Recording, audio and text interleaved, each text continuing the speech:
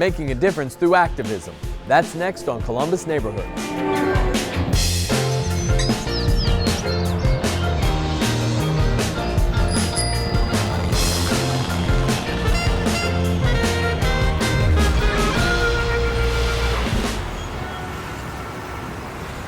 Support for Columbus Neighborhoods is provided by... At American Electric Power, we've been proud sponsors of WOSU Public Media for many years and strong supporters of our headquarters city here in Columbus, both downtown and in neighborhoods like yours. State Auto Insurance Companies, serving customers and communities for nearly a century. Today, a technology and transformation company. Risk takers, creators, innovators. A company defined not by its history, but by its people. State Auto. The Columbus Foundation. Smart philanthropy for a smart city. ColumbusFoundation.org. Bailey Cavalieri. Your relationship with your law firm doesn't need to be complicated, it just needs to be right. CODA. Keeps our community moving forward. Falgren Mortine Marketing and Communications. Think wider. Ohio Health focuses on you and your family with a mission to improve the health of our communities. And by contributions from these and other Columbus area families who support WOSU. Thank you. Here at the Ohio History Connection's 1950s Building the American Dream exhibit, we're reminded that it took more than engineers and architects to create our nation. It also took people who wanted to build a society that fostered civil rights and free everyone from the fear of the Cold War. Activists such as these have been a part of Columbus's story too. And even in December, when we see people in hundreds of intersections selling newspapers, we're witnessing a long tradition of people taking action to make a difference. Charity Newsies. This is my 35th year as a newsie. We are selling newspapers for the Charity Newsies, providing brand new clothing for school-aged children who are otherwise underprivileged. If you put that up in your dashboard, we see it. Okay. And that's your passport through all the corners. Okay. You're a hero. Thank you.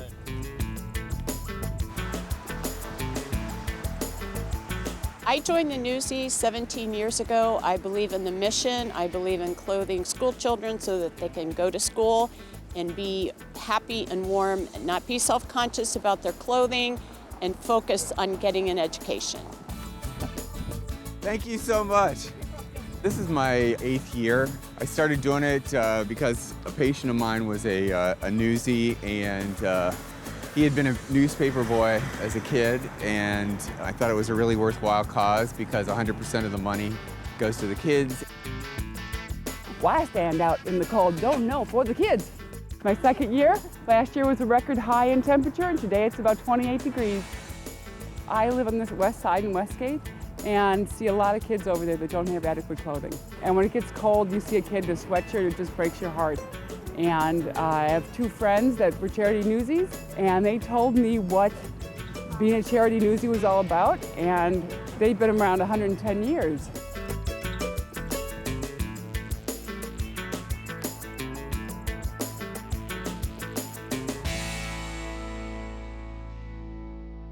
If you think about the movies, you think about what you've seen in the media over the years. A newsboy in the day used to be someone who was a youth who'd go out and buy newspapers and do the extra thing.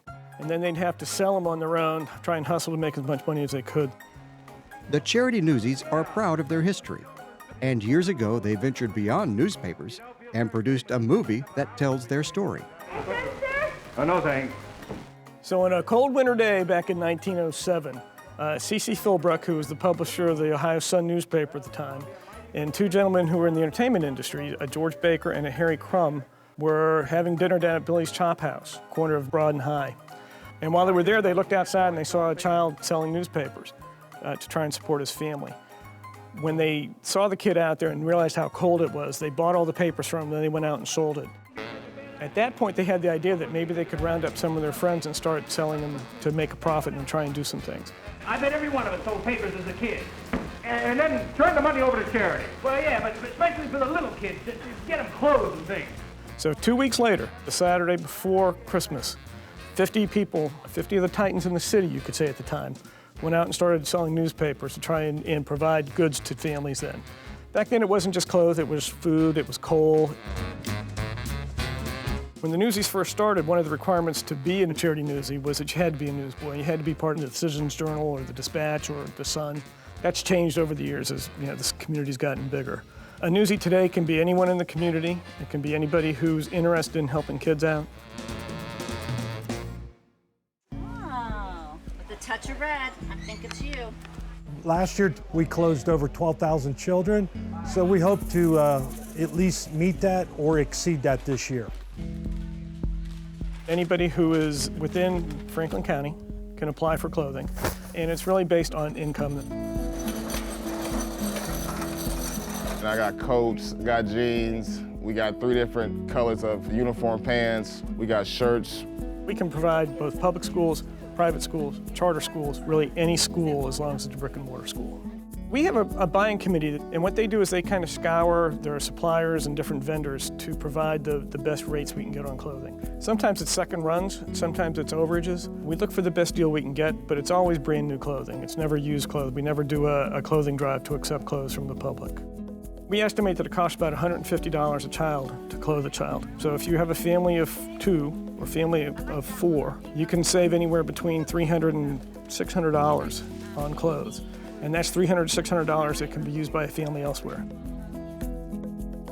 Over the years, the Charity Newsies have encouraged people to donate by providing a variety of fundraising opportunities, including dinners, auctions, pizza sales. The motorcycle races were a big hit in the past. We don't really do them anymore, but in the 50s and 60s, they used to have them out at the fairgrounds. It wasn't just people in the community who were doing it. These were professionals who would do this as a living. So if you think about watching today when you see the motocross races, they would come in to be one of their races every year. As Drive Day grows closer, the preparation goes into a fever pitch.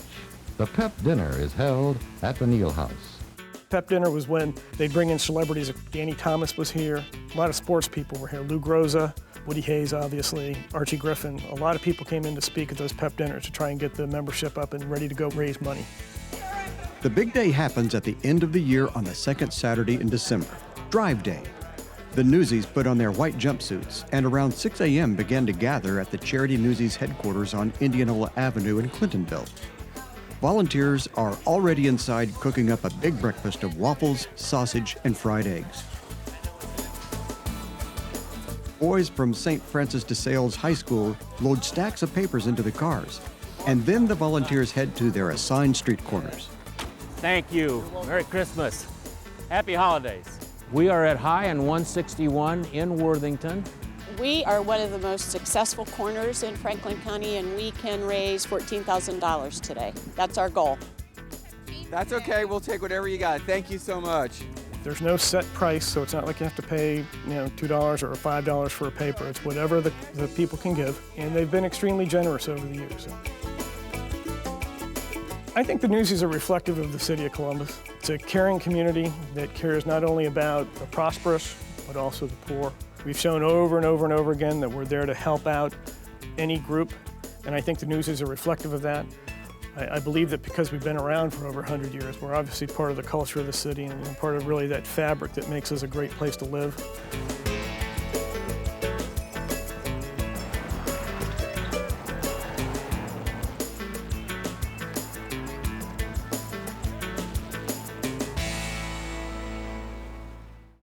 The most basic question an activist must ask is, what can I do to make a difference? The answer for some men here in Columbus means spending time with young men who may not have older brothers or fathers to guide them. The organization is called Men of Courage. Take a look at our story and you might ask, who are the Men of Courage? The adult mentors or the students they're helping?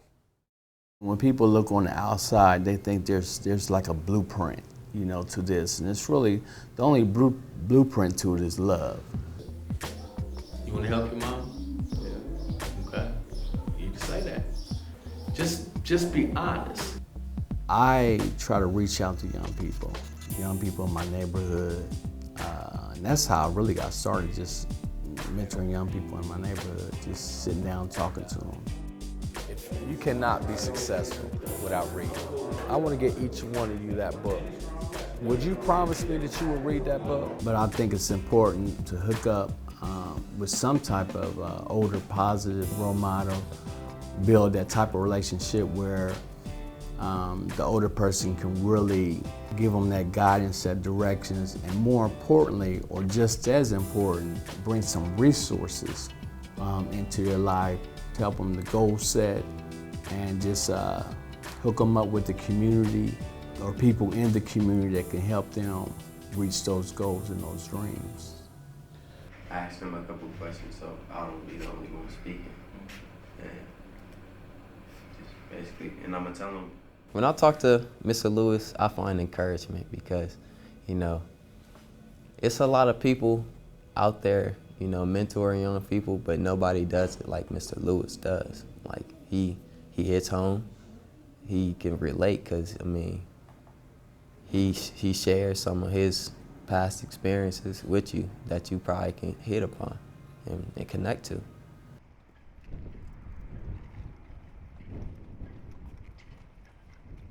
We're here at South High School, and we're here to speak to a group called the Elite Group, and it's composed of 7th and 8th graders. And what we're going to do, we're going to take one of our mentees, Tariq Green, who's a sharp young man here on the basketball team. He's got a 3.5 grade point average. So we're going to bring him in, and we're going to talk to the 7th and 8th graders and give them some information about the transition from middle school and high school, and also talk about relationships. His organization is helping. It's helping me. It's helped keep me occupied during the summer. It's, you know, it's helped me look beyond just where I stay at, and it's opened my eyes to some things that I probably wouldn't think about on my own. It's very important for them to hear from kids like Tariq because, I mean, they connect with Tariq. I mean, adults, sometimes we talk to them and it goes in one ear and out the other, but they can reach and they can touch, they can feel right where Tariq is. So there's almost like an immediate connection with a young man that's like Tariq coming in and talk to him because he was right there a couple of years ago. One of the officers from the National Guard had came and talked to me about some of their college plans and the benefits of joining the National Guard and et cetera. And I've also been on a couple college trips to the college fair that had happened recently at COSI, and I've been on a couple college tours. I'm setting goals currently, you know, making to-do lists. Me personally, I like learning on my own, so like I probably would be reading. I'm a big reader, and I journal, like I write, free write and stuff like that. With me paying attention and being aware of my goals, I feel like through that I'll find out who I am and what I want to be. So he has a lot of positive things in his corner. He can either, you know, shoot for an athletic scholarship or academic scholarship or both. So we definitely want to keep him on track of those goals. What's going on in the nation with African American men and boys? Of course, that's a big topic right now, and I think that the media plays a big part of it.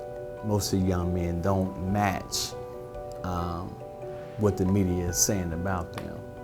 I think a lot of our young people are angry. I think a lot of our young men feel powerless, and every kid is different, you know. So as a kid opens up to you on what their particular problem, because all of them don't have problems with drugs.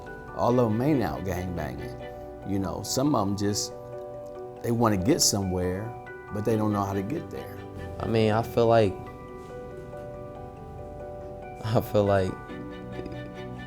if we had more role models, like male role models, like Mr. Lewis and the coaches at South High and other coaches, I feel like we would be all right. We would, you know, have somebody to show us a better way. I feel like that's all we need. History shows that activism can be messy, complicated, and is often unsuccessful. But activists say you can't let that stop you. Architects Tim Lay and Eliza Ho have worked to save old buildings. Some are still standing and some are gone. We've asked them about the lessons they've learned on a couple of recent projects. Columbus is really creative when it comes to finding new uses for old spaces and architecture, but it takes a lot of people to make that happen. Right now, I'm at 400 West Rich to talk with Tim Lay and Eliza Ho on how they help communities redesign old spaces.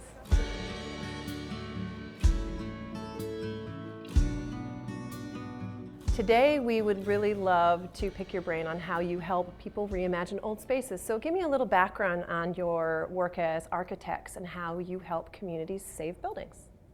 The clients come to us with a space in mind already that they want to renovate into either a completely new use, or it would be the same use but a new business. So we have a lot of experience really dealing with old structures and old spaces and turn it into something, into a new use. Now, do you feel that all old architecture can be saved or should be saved? I'm an optimist. I always like to see possibilities in old things. Maybe I can use it someday. I think, you know, it's really interesting to think about it, the definition of what an old building is, right? I mean, when we talk about old building, we kind of have this image in our head that it was built in the turn of the centuries and it has a lot of kind of, you know, ornate, you know, elements on it. It's probably a brick buildings or some sort. You know, if it's an old church, you know, of course you should save that. But then if it's an old gas station that was, you know, built 50 years ago, it may not have the same kind of quality that you want to preserve that. So I think it has really have a combination of, you know, what kind of architectural elements it's contributing to the neighborhood. Mm-hmm. I think that's, you know, where the community input is, you know, is valuable. You know, as designer and, you know, architect, we don't want to just impose our thinking in, you know, into the situation. We want to incorporate, you know, and be sensitive to the neighborhood as well. Tell me about Clinton Theater, what it used to be to the community, and how the project to repurpose it came about. Yeah. So, you know, Tim and I have been living in Clintonville since 2000. And, you know, right across Clinton Elementary is the Clinton Theater back then. And we heard from different neighbors saying that, oh, it's been vacant for more than 20, 30 years and graffiti happened. And, you know, they really want to see, you know, what we could do, and we knew that it was, you know, a historic building. It was built in 1927. It was one of the first theater building that is equipped with air conditioning. So it's kind of like a community pride. So, you know, as we talk to more people, there are more new ideas about, oh, maybe we can actually turn it into a market, because, you know, Clintonville has a very vibrant, you know, farmers market, and they kind of like outgrew, you know, the existing, you know, one. And is that's what this one is right here? This was one of your ideas right here? Basically, you know, as designer and architect, we, you know, synthesize people's idea and we kind of visualize it so that people know, oh, you know, that could be one of the ways to, you know, deal with old building. What were some of your other ideas then? So we thought it would be great to actually have a kind of a playground, an urban park. So the idea is really just to preserve the facade of the old theater building, and then behind them we turn it into a park with green spaces and play sets and landscape. So Clinton Theater was not able to be saved. What were the factors that made that happen? It's a little bit kind of sad that we couldn't save the building, but I think there's a lot of positive things that come out of that, and a lot of lesson to be learned if different community have a similar kind of situation and they really want to save the building. The number one thing is really that we need to start early.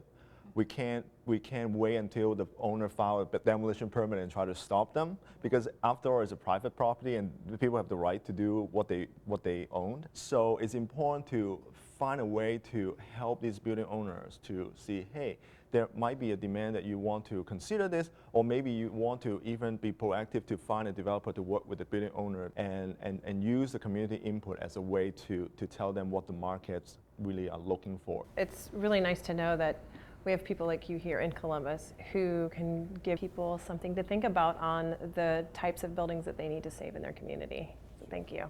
You're welcome. As much as we've read about it, as much as we've heard about it, it's hard for many of us to understand how human trafficking can be an issue in a thriving Midwest city such as Columbus. But the Salvation Army deals with this problem every day, and through their experiences, they've come up with strategies to get people out of some deplorable and heartbreaking situations. Human trafficking is defined these days as modern-day slavery. And so human trafficking's definition, it's when people are compelled to labor for someone else's financial gain, either in the sex industry through commercial sex acts or in other labor settings, and they're held in those situations against their will. To keep people trapped in human trafficking, they create a culture of fear, and so through that culture of fear, the threats of terrible things happening become really overpowering, and oftentimes are what help to keep somebody in that situation. There are a lot of really awful techniques that are used. So people are certainly, physically abused or sexually abused or assaulted. And other times people are drawn into human trafficking through a very fraudulent situation where they think they're going to be working in a very legitimate situation, and they're going to be able to support their families and realize the American dream. And really, in fact, it was always intended to be this exploitation in human trafficking. We have lots of myths around what experiences are like for those who are selling sex, and we have lots of beliefs that this is a victimless crime and that it's always consensual and the person is always making choices. And I think oftentimes we forget that you make choices within sometimes a very limited scope of options, and so what may be a choice for someone with options that have to do with surviving or not surviving it's not really a real true choice. The vast majority of those that we serve who come out of sex trafficking have endured really tremendous physical and psychological and emotional and spiritual harm from their involvement in it. We have a lot of myths, I think, that victims are only female. And definitely here in Columbus, we've gotten pretty good at identifying female victims of sex trafficking, particularly those who are American-born. But we know that there are many others who are trafficked who are kind of harder to find, whether that would be male victims in general, sometimes foreign national victims. We just know that others are out there, that we need to develop the capacity to do a good job in finding them.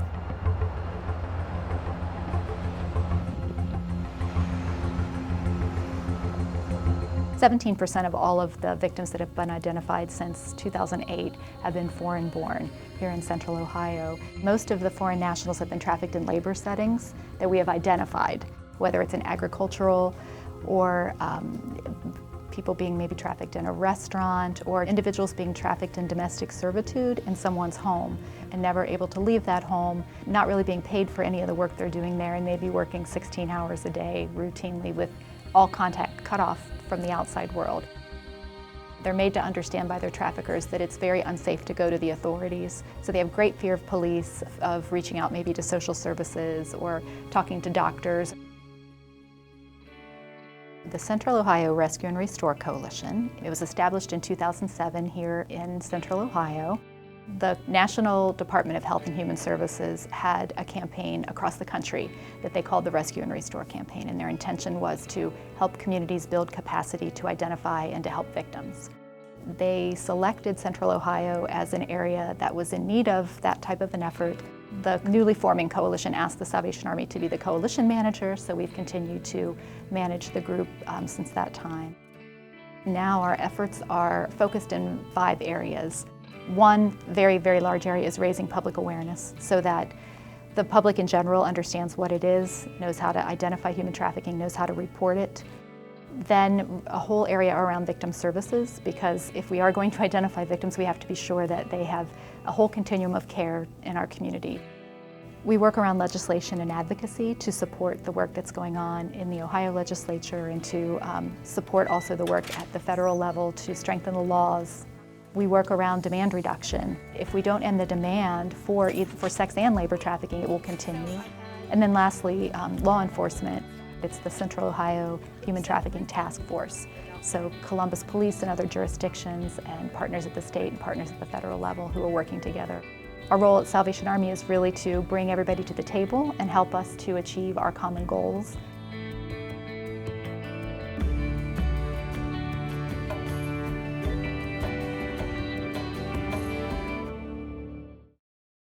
Thanks for being with us. And remember, you can catch all our episodes on columbusneighborhoods.org.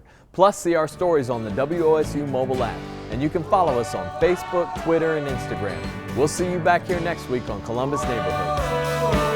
You've got the heart of a champion. You keep on going when the race is done. You may break down, but you break through. There's so much left in this world to do.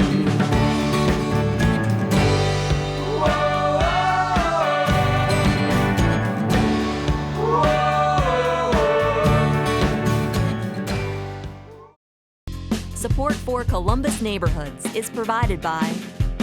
At American Electric Power, we've been proud sponsors of WOSU Public Media for many years and strong supporters of our headquarters city here in Columbus, both downtown and in neighborhoods like yours.